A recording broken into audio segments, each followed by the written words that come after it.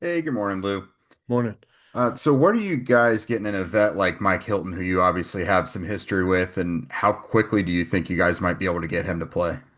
Well, we'll see. Good news is he did have a preseason somewhat at Miami. Not a ton, but at least he did some things, and we'll see where he's at. We still, got to evaluate him, and but the good news is Mike knows that he's done it for a long time. He's been a high level player, so we'll see. Chap. Yeah, to piggyback on that, Lou, I guess I won't say problems, but what challenges is it presented when you bring in Xavier and Howard, you bring in Blackman, you bring in now Mike, with not much background on what you're doing, and then okay, get ready to play in a week or two. What challenges are there? Well, the good news about veteran players, and we lean heavily on our coaches. Chris Hewitt and Jerome Henderson do a great job back there with those guys. They're both veteran coaches, so it really helps that that they can take these guys. And when you have a younger player, it's a little bit harder to get them ready. But some of these vets, most of the vets, they've been in.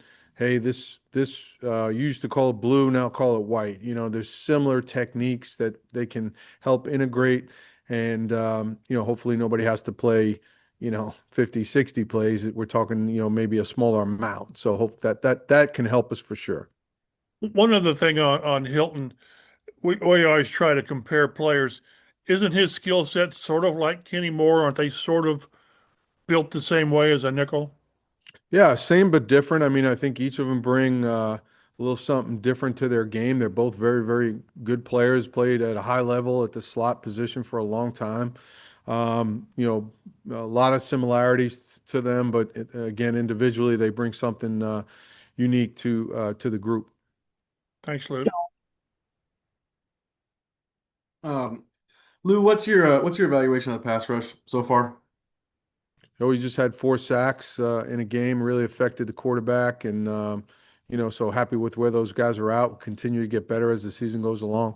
We're facing a little bit of a tough challenge this week. He's only been sacked 4 times, I believe, and gets the ball out faster than any quarterback in the league right now. So we'll see how it goes. It'll be more getting him off his spot, and certainly, hopefully, will come free. But they do. Sean and does a great job there overall as an offense.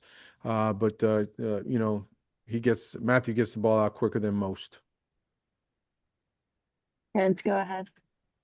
Hey Lou, what is it about Mooney Ward that makes it seem like when he's right and when he's healthy, that defense really hums?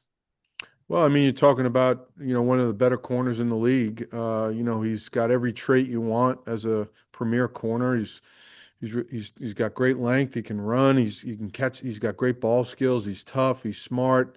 And so, he's a high level player. And when you have a high level player on your group, when he's out there playing, he really affects the game. And obviously, one of our goals last week was to limit Ridley's catches, and he had 1 for 27. So, we want to keep that theme going.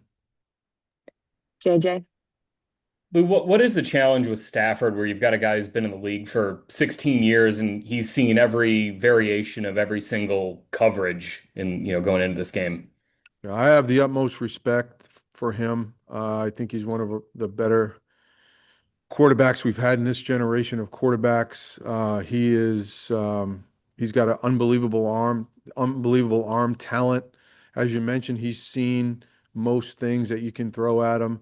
He manipulates the underneath coverage with little shoulder movements, or you know, uh, I'm still scarred, will always be scarred for the no look pass he threw against us in the Super Bowl. It was a huge play at the end of the game. He's just a guy that is as good as anybody that's ever done it, and is certainly hard to fool. Matthew Stafford in my book is a great, great player. We have time for a few more here. James. To piggyback off of that with Matthew Stafford, from Sean McVay as well, what challenges does he present when just that tandem together has had so much success in LA?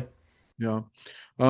We've played him a bunch over the years, played him in 19, played him in the Super Bowl, obviously, practiced against them after the Super Bowl, and then played them again in 23.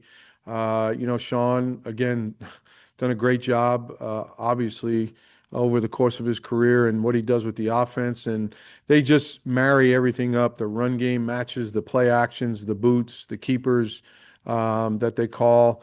Everything looks the same. They do a tremendous job in the run game, in particular, not only with the O-line blocking, but blocking on the perimeter.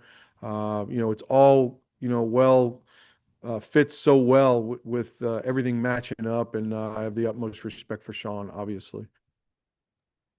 Kevin, go ahead. Lou, I know it's only been 3 games with Kenny, but not having him, what will that loss mean given everything he does?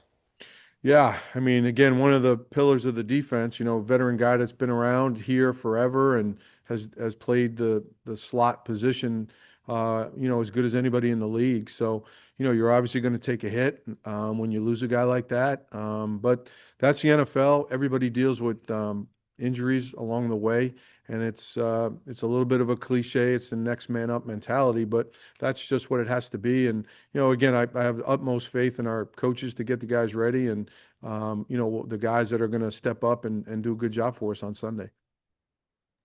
And then Jake will be our last question. You guys can obviously only dress so many defensive linemen on Sundays, but what are you looking for from JT to kind of crack the lineup a little more consistently and get a little more snaps? Yeah, I think it goes each week is a little bit different in terms of what we think we need and what the offense is going to present, whether we're heavy at tackle or heavy at end. So it's certainly not a knock on JT at all. As I mentioned a few times already, we've got a great group of veteran players at his position. He's doing a fine job. Charlie and Matt Rach, Charlie Partridge, Matt Rach are doing a great job with that whole group. But I'm not worried about JT one bit. His time will come.